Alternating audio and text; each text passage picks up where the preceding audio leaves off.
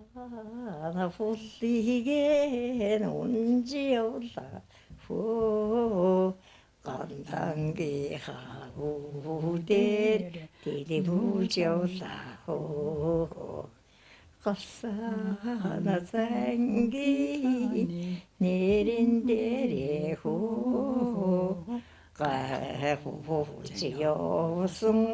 니니비에 후 Гарсан 아 зан гэж одоо манай тэ нэр авдаа гэж хүн дүү мөн бичтэй. үнштэй авдаа юу Тий. тийштэй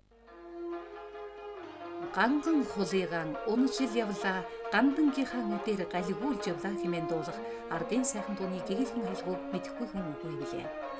Монгол түмний эгэл жирийн амьдрал, хүмүүн байгалийн хүн холбоо, хайр сэтгэлийн үчгийг хөндөх ардын дууны хувилбар нэм болоо. Өн удаан жил дуулагдаж ирэхдээ чухамхүү нутаг нутгийн аялга донж маягийг шингэн цагийн аясаар хувьсан өөрчлөлтөд хэдий ч утга агуулгын их шинжэн хадгалсаар байдгаараа онцлог. Ганган хул дууны түүхэн цаг хугацааг одоогоос бараг 200 жилийн өмнө рүү аваачих нэгэн хувилбарыг бид онцолж байна. Ганган хул гэдэг дуу маань нэлээд эртнийч дууж байж магадгүй. Яг цаг үедээ тохируулаад дуулчихсан ч байж магадгүй. Тэгээ дууны судалгаа бол их явдалтай их нарийн юм хэлээ л дээ. Ер нь түүхийн л нарийн асуудал байл шүү дээ. Одоо өшөө хувилбар гараад ирэхийг яаж мэдэх вэ? Гараад ирч болно шүү дээ. Тэр миний ээжийн аав ловсон гэж хүн байсан байна. Тэр ловсон гэдэг хүн 6 хүүхэдтэй байсан. Тэр 6 хүүхэдтэй байсан хамгийн том хүүхдийн хамгийн бага хүүхэд би юм байхгүй юу. Тэгээд тэр ловсонгийн төрсөн дөө Гарсан зан гэж хүн байсан байгаа. Тэр Гарсан зан гэдэг хүн миний одоо ээжийн аавын төрсөн дөө Гарсан зан гэж хүн байсан. Тэгээд би жоохон байсан 15 чөрөөгөө жоохон байсан юм аа. Тэгээ байжсэн юу ч мэдэхгүй хүүхд байхгүй би. Тэгээ байжсэн манай айлын хүн уяндар морь аваад мордоо дуулаад тийшээ тавихгүй юу. Манай гэрийн дараагаа тавьсан. Тэгсэн ганга хоолыг дуулаад тавьчлаа. Тэгсэн манай ээж ганга хоол гэдэг дуу чинь манай аавын нэрэн дээр гарсан дуу юм шүү дээ.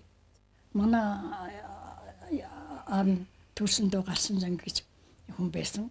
Тэр зан хүн бид нар зангах гэдэг байлаа. Их дууч хуурч сайхан наргаач сайхан хүн байсан. Тэг хүүхний зөндөө төрн гэж нэг гой хүүхэн байсан. Өтө бүсгүй хүн гэж ийм л байдаг байх юм байна. Манай дээр бэрэгч тийм хүн байсан юм аа. Тийм хоёр сайхан хүн байсан юм аа. Одоо тэг хоёулаад байгаа. Тэгээд хоёр бүстэй хүүхдтэй нэг бүсгүй хүүхдтэй ийм айл байсан юм аа. Тэгээд энэ дуу бол миний аав ахын нэрэн дээр гарсан дуу юм байгаамаа гэж надад байгаа байхад одоо ингэж хэлэхгүй юу.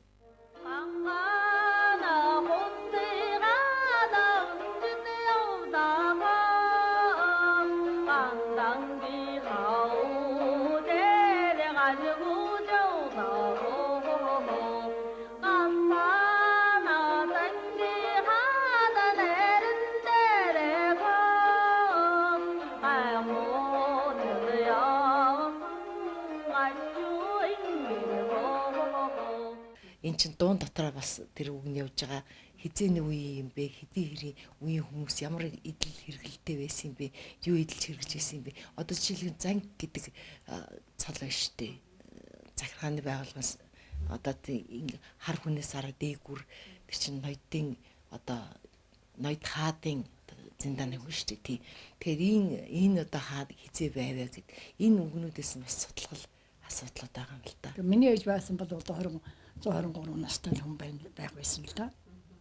Тэгээд одоо тэр манай ээж төрсөн одоо авгахын нэрэн дээр гарсан юм даа гэдэг нь мөнөөс юм энэ одоо ганга хоолойг унжуулаа гандан өвдөр тэлмэж явдаг ээж надад тэр үгийг хэлээд тэгээд хийж өчсөн байхгүй.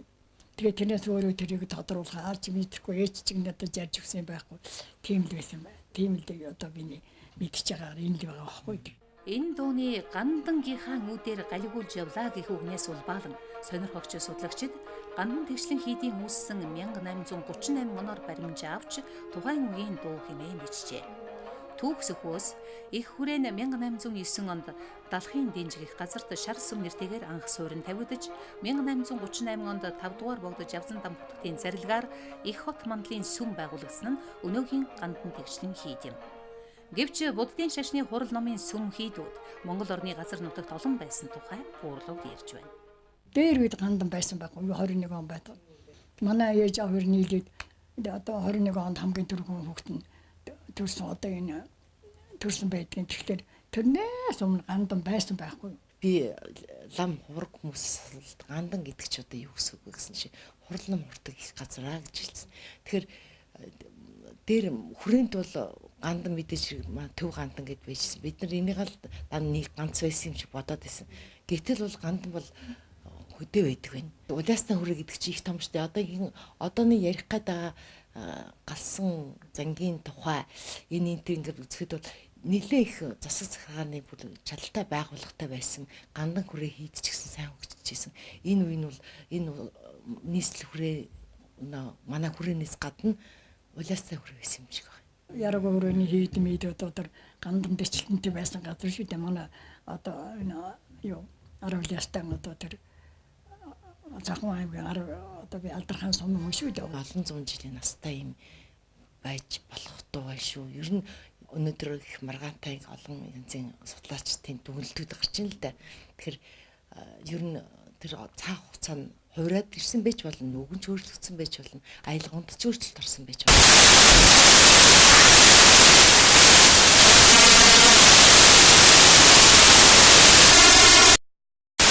Годоос нь ийм дүгнэлт гаргаж байгаа болохоор одоо энэ чинь бас л нэг дооны төвх үнээр гарч ирэх гэж оролдож байгааг юу гэж үзэж байгаа л да.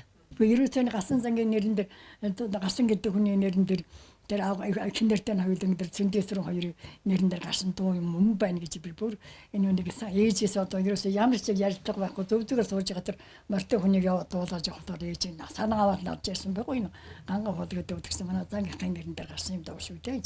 Манай цэндээ сүрэн бэргэн хоёр сайхан ус байсан тэгээд тэр их сайхан амьдарч байсан.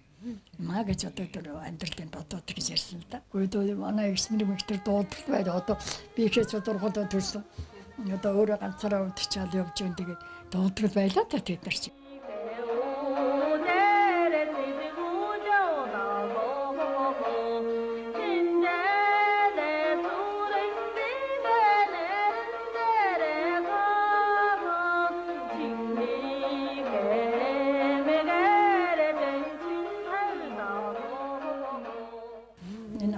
Дэжигч аав одоо Буян Бат гэж миний аавын төрсөн ээжийн төрсөн ах нь өөрөө усаг дуулдаг, морь хуур татдаг, морь хуурандаа өөрөө дуулаад юу оруулаад тэгээд сайхан дуу хууртай хүн байсан л да. Энэ үний аав өдөр Буян Бат гэж хүн байсан. Би дуудаа гэж аав байдаг байдаг. Дуудаг дуулж хуурдаж морь хуурандаа дуу оруулж барьж яхийг өөрөө дайл аймаг байж яд мэддэг байхгүй юу. Тэгээд эдний бас наашаага 44 онд наашаага нэг хүүхэд нь Баян хонгорт нэг чинь Баян хонгорт байж байгаа. Тэгээд 44 онд нүүлгээд аваа явцсан байхгүй.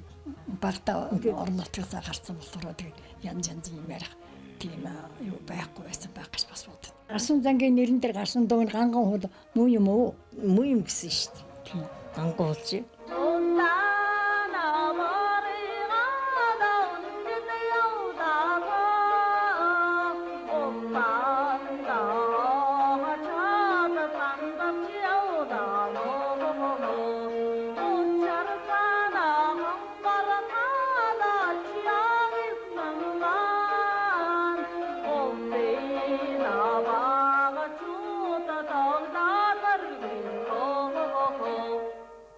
Довсон гэдэг хүний төрсөн ганц дуу нь бол гасан зан мөнөөс мөн гасан өөрөө мөнөөс мөн байхгүй. Хоёулаа ахтай хоёр юм аа. Энэ хоёр ихээс ахтай хоёр мөн ээж надад тодорхой хэлж ирсэн. Бид хоёр тэр довсон гэдэг гасан гин ах довсонгийн хоёр хүүхдээ өгд байгаа байхгүй бид. Довсонгийн 6 хүүхдээс гарсан хүүхдүүдээс одоо зээн ахсан зөндөө байгаа. Тэг амьд байгаа нь бид хоёр л байгаа. Ардын дуу гэдэг чинь ерөөсөө угаасаа эзэнтэй байдаг шүү дээ. Хэн зохиогдсон мэддэхгүй болчихж байгаа болохоос биш бүгдээрээ л тухайн үедээ ямар нэгэн хүн зохиосон байж байгаа шүү дээ. Он жил өнгөрөх тусам удах тусам бас их юу шүү дээ. Тодорхой бус байдаг шүү дээ. Тэгэхээр юу л олдож гэн ямар л мэдээ баримт олдож гэн тэрэн дээрээ тулгуурлал бид нар ярьж явах хэрэгтэй л байхгүй юу. Тэгээ ардын дуу гэдэг дуртай. Одоо ингээд ямар нэг дуулаад байхгүй шүү дээ. Нас үтгэл гэдэг юм хоодоо ингээд дараад ихэд одоо дуу саргаад дуулж чадахгүй байна л да. Гангаана хуллыгаана унаж явлаа хөө гэд нэг урт татаад ингээд нэг хэмжээ ритм гэж нэг яг байхгүй шүү. Нэг чөлөөтэй ингээд нэг дуулан шигс нэг тэр үедээ мод болж исэн аялгуугаар гаргаж тавьснараа бас сонин онцгой сонирхолтой байдаг юм да. Хүрээнд их тархсан мод нь болж исэн байна. Тэгсэн болохоор бас нэг тийм жоохон арай бас хөнгөн аятай болсон. Тийм маягтай дэгчин тийм хэмнэлтэй болсон баг.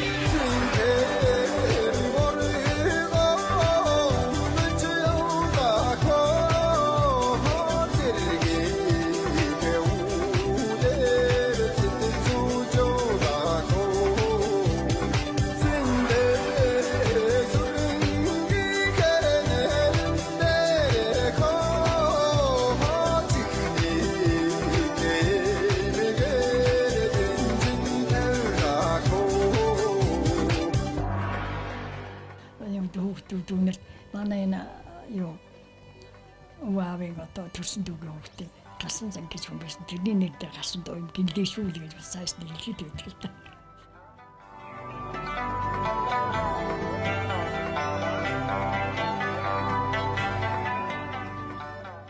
Ганган хул хэмээх эзэнтэй дууны үүслийн тухай бодит нэгэн мэдээллийг бид хүргэлээ. Ардын дунд дуулагдах дуу хөгжмийн баялаг өвийн тодорхой эзнийг тодруулах гэсэн эгэл түвний ирмэлзэлийн нэгэн баримт инэ. Чухам хүү хэн гэгч хүний тухай хизээ зохиогдсон гэх баталгаа нотлохоог хийх амаргүйч шин хувилбарт дэвшүүлэн тавьсаар байх нь ардын дууны судалгааг улам өргөжүүлэн баяжуулахад нэмэр болох нь дамжиг байна.